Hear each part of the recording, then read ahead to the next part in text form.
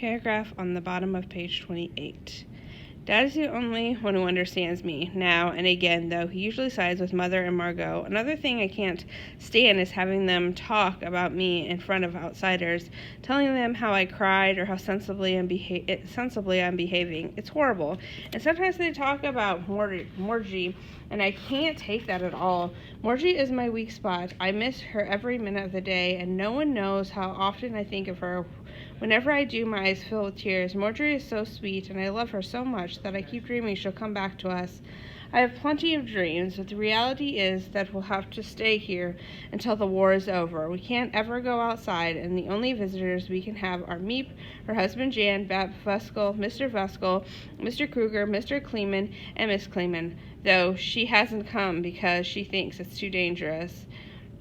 I'm added by Anne, September 1942. Daddy's always so nice. He understands me perfectly, and I wish we could have a heart-to-heart talk sometime without my bursting instantly into tears, but apparently that has to do with my age. I'd like to spend all my time writing, but that would probably get boring.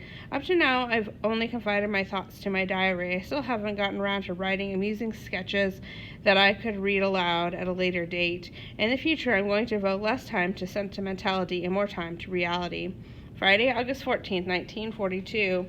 Dear Kitty, I've deserted you for an entire month, but so little has happened that I can't find a newsworthy item to relate every single day.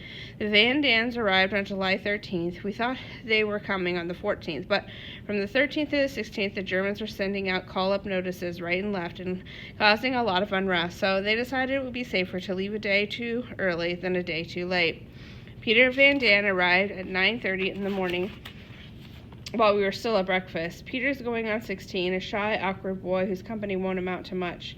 Mr. and Miss Van Daan came half an hour later. Much to our amusement, Miss Van Daan was carrying a hat box with a large chamber pot inside. I just don't feel at home without my chamber pot, she explained, and it was the first item to find a permanent place under the divan. Instead of a chamber pot, Miss Van Daan was lugging a collapsible tea table under her arm.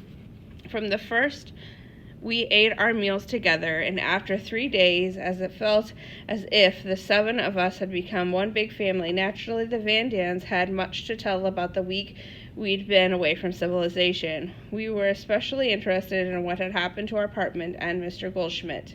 Mr. Van Daan filled us in. Monday morning at 9, Mr. Goldschmidt phoned and asked if I could come over. I went straight away and found a very distraught Mr. Goldschmidt. He showed me a note that the Frank family had left behind.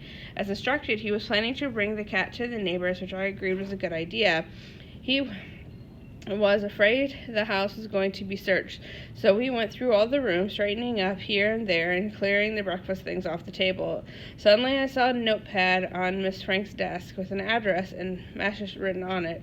Even though I know Miss Frank had left it on purpose, I pretended to be surprised and horrified and begged Mr. Goldschmidt to burn this incriminating piece of paper. I swore up and down that I knew nothing about your disappearance, but that the note had given me an idea. Mr. Goldschmidt, I said, I bet I know what this address refers to. About 6 months ago, a high-ranking officer came to the office. It seemed he and Mr. Frank grew up together. He promised to help Mr. Frank if it was ever necessary. As I recall, he was stationed in Maastricht. I think this officer has kept his word and is somehow planning to help them cross over to Belgium and then to Switzerland. There's no harm in telling this to any friends of the Franks who come asking about them. Of course, you don't need to mention the part about Maastricht. And after that I left. This is the story most of your friends have been told, because I heard it later from several other people. We thought it was extremely funny, but we laughed even harder when Mr. Van Daan told us that certain people have vivid imaginations. For example, one family living on our square claimed they saw all 4 of us riding by on our bikes early in the morning, and another woman was absolutely positive we'd been loaded into some kind of military vehicle in the middle of the night. Yours, Anne. Friday, August 21st, 1942. Dear Kitty, now our secret annex has truly become a secret because so many houses are being searched for hidden bicycles. Mr. Kruger thought it would be better to have a bookcase built in front of the entrance to our hiding place. It swings out on its hinges and opens like a door. Mr. Voskuil did the carpentry work. Mr. Voskuil's husband behold, there's the 7 of us in our hiding, and he's been most helpful. Now, whenever we want to go downstairs, we have to duck and then jump. After the first 3 days, we were all walking around with bumps on our foreheads from banging our heads against the low doorway. Then Peter cushioned it by nailing a towel stuffed with wood shavings to the doorframe. Let's see if it helps. I'm not doing much schoolwork. I've given myself a vacation until September. Father wants to start tutoring me then, but we have to buy all the books first. There's a little change in our lives here. Peter's hair was washed today, but that's nothing special. Dr. Van Dan and I are always at loggerheads with each other. Mama always treats me like a baby, which I can't stand. For the rest, things are going better. I don't think Peter's gotten any nicer. He's an obnoxious boy who lies around on his bed all day, only rousing himself to do a little carpentry work before returning to his nap. What a dope. Mama gave me another one of her dreadful sermons this morning. We take the opposite view of everything. Daddy's a sweetheart. He may get mad at me, but it never lasts longer than 5 minutes. It's a beautiful day outside, nice and hot, and in spite of everything, we make the most of the weather by lounging on the folding bed in the attic. Yours, Anne.